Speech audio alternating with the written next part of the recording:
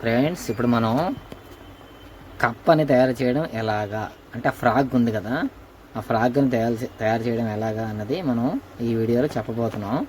విషయం ఏంటంటే, ఈ ఫ్రాగ్ ఉన్నది కదా, ఈ ఫ్రాగ్కి మనం ఏం చేయాలంటే ఒక కలర్ పేపర్లోని A4 షీట్ ఉంటుంది కదా, A4 షీట్లోని 8x16 mm ఒక తీసుకుంటాం అన్నమాట. అంటే రెండు చతురస్రాకారాలు టైప్లో ఉన్నది ఒక పేపర్ ఒకటి మనం కట్ చేసి తీసుకుంటాం. తీసుకొని ఫినిషింగ్ ఉన్న వైపు పైన పెట్టుకునేటట్టుగా చూసుకొని మనం ఈ విధంగా ఫస్ట్ స్టార్టింగ్ ఈ విధంగా మడత పెడతాం అన్నమాట. చూడండి, అది నేను చేస్తుండగా చూడండి, మడత పెట్టాను, చూసారు కదా.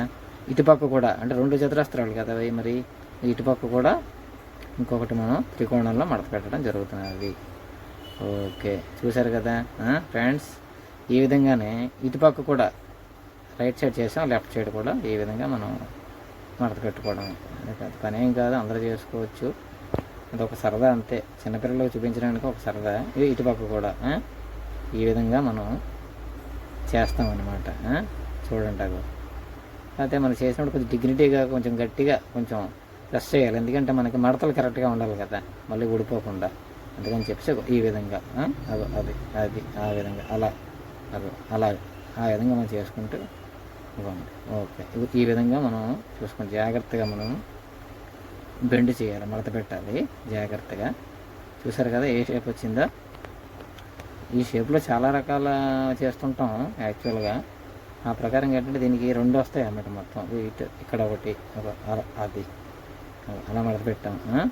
ఇటుపక్క కూడా మనం ఇందాక ఆల్రెడీ చేసాం కదా, ఆ ప్రకారంగా ఇటుపక్క కూడా సేమ్ అటుపక్కలాగే ఇటుపక్క కూడా మనం ఈ విధంగా ఆ విధంగా మనం చేస్తామన్నమాట.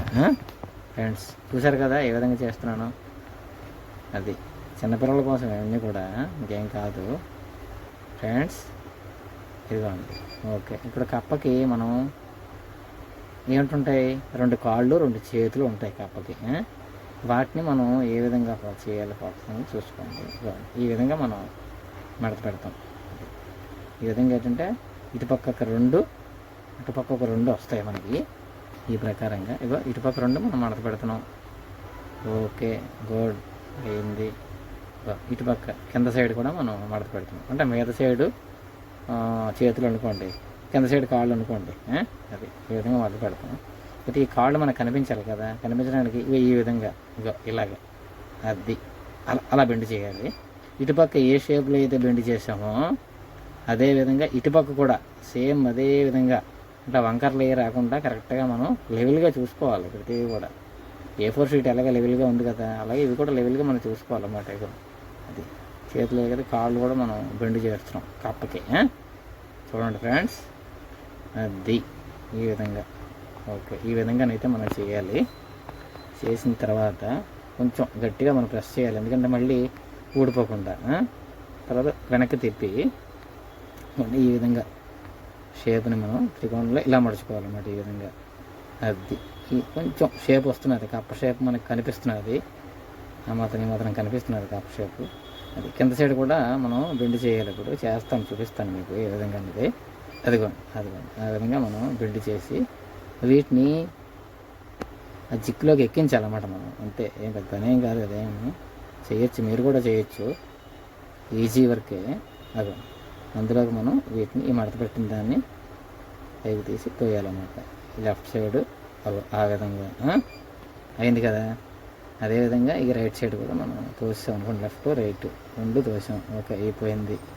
ఓకే, ఇప్పుడు షేప్ వచ్చింది. దీన్ని బ్యాక్ సైడు ఒక రకంగా మడత పెట్టాలి మనం.